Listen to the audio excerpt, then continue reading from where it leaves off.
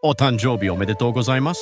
Isto é japonês para parabéns. O Observador faz 12 anos e, em vez de bolo, oferecemos uma visita ao Japão com a Pinto Lopes Viagens. Assine por apenas 39,90€ e habilite-se a ganhar. 12 anos a escrutinar o poder, 12 mil quilómetros para celebrar. Assine hoje em observador.pt. Arigatou. Vamos às notícias.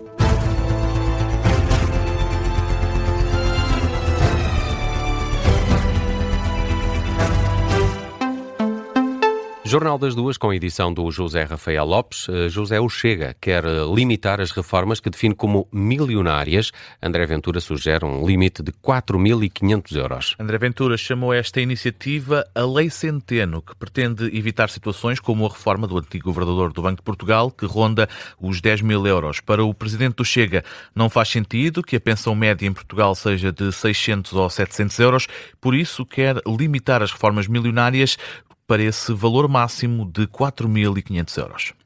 O Chega propõe que as reformas milionárias que temos hoje no nosso país sejam limitadas ao valor de 4.500€ líquidos mensais e que as subvenções vitalícias pagas, mesmo já pagas, com critérios inaceitáveis, como aquele que aconteceu com a Assunção Esteves, sejam consideradas nulas e que o Estado deixe de as pagar.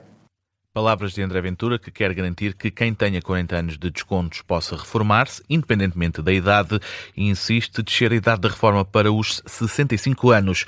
Isto no dia em que se soube do acordo entre PSD e Chega para abrir um processo de revisão constitucional. André Ventura fala numa grande vitória, apesar desse acordo só acontecer no futuro, e acredita, o presidente do Chega, que a Constituição de 1976 vai ser revista. Eu diria que foi uma grande vitória que o Chega conseguiu, pois conseguiu uma coisa decisiva, de que o PSD vai mesmo participar neste processo de revisão constitucional. Significa que provavelmente vamos ter uma revisão constitucional, porque entre o Chega e o PSD está praticamente uma maioria de 2/3, falta aqui a Iniciativa Liberal, que também já manifestou concordância em vários setores, em várias áreas, participe, mas quer dizer que temos 2/3, é a primeira vez na história da democracia que conseguimos uma mudança constitucional sem o Partido Socialista, significa que essa mudança vai acontecer.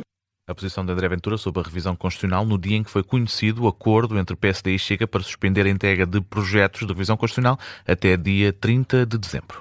Depois do acordo ter sido conhecido, José Pedro Aguiar Branco aguarda agora uma clarificação do Chega. O Presidente do Parlamento decidiu arquivar o pedido de parecer à iniciativa que tinha sido entregue pelo Chega sobre a revisão constitucional, depois de ter sido conhecido esse acordo para suspender a entrega de projetos de revisão constitucional.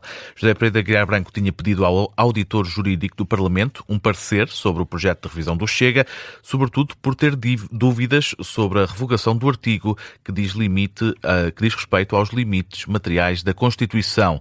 Agora, como este acordo entre Chega e PSD prevê que o projeto conhecido possa ter alterações, José Pedro Aguiar Branco decidiu devolver a iniciativa ao Chega e vai aguardar pela versão final antes de tomar uma decisão sobre se pode ou não aceitar o projeto. A Iniciativa Liberal acusou Chega de estar a fazer um número mediático sobre a revisão constitucional. A presidente do partido, Mariana Leitão, já reagiu ao acordo entre o partido de André Ventura e o PSD. O entendimento vai adiar o processo de discussão sobre alterações no texto constitucional para o próximo ano.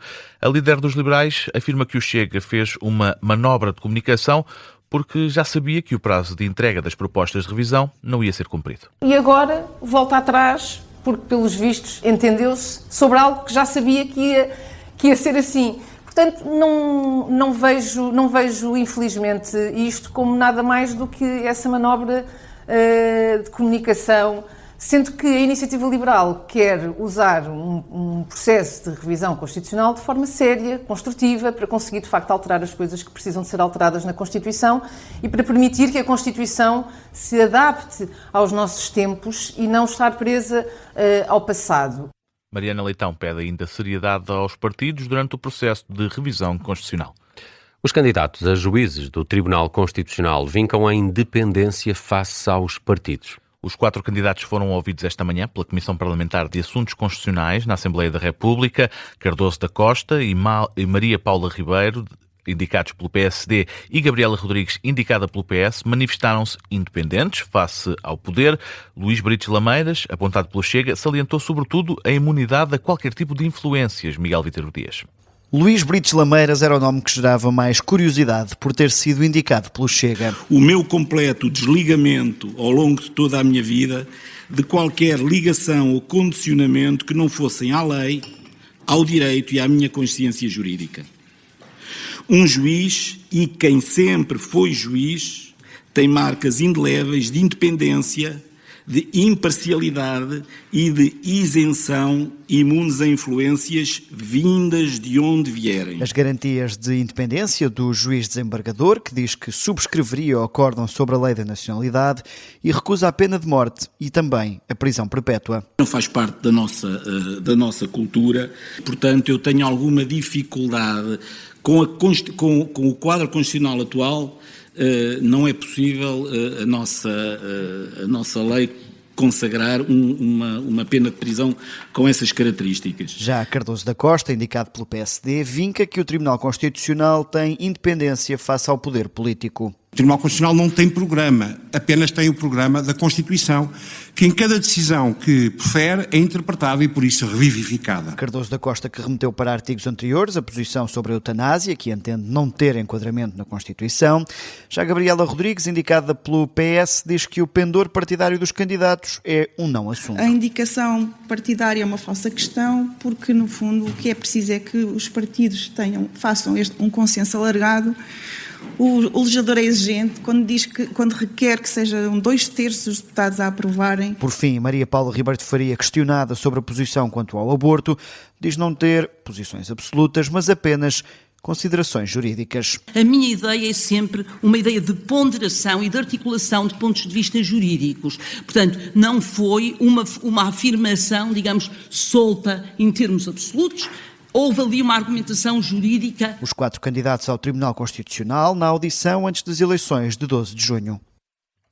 Um trabalho do jornalista Miguel Viterbo Dias com os destaques da audição dos candidatos às 4 vagas para o Tribunal Constitucional. A eleição faz-se na sexta-feira, dia 12 de junho, e os juízes precisam de recolher 2/3 dos votos dos deputados para serem eleitos. José Rafael Lopes, seguimos com outras notícias que também estão em destaque a esta hora. O secretário-geral do PS está confiante na eleição de Portugal para o Conselho de Segurança da ONU. Numa nota enviada à agência Lusa, José Luís Carneiro elogia a forma como o país tem exercido as respectivas responsabilidades internacionais. O líder socialista agradece ainda à diplomacia portuguesa o trabalho de enorme qualidade na realização da candidatura para membro não permanente do Conselho de Segurança da ONU, eleição que está marcada para a próxima quarta-feira. Em Coimbra, o Metro Mondego vai ter serviços mínimos amanhã, em dia de greve geral. A transportadora vai ter de cumprir cerca de 20% dos quase 40 serviços habituais, tanto na zona urbana como na suburbana. Ao todo, estão assegurados 8 serviços mínimos. A primeira circulação, da parte da manhã, deve sair às 5h38 da manhã da estação de Lausanne e da portagem às 6h30 da manhã.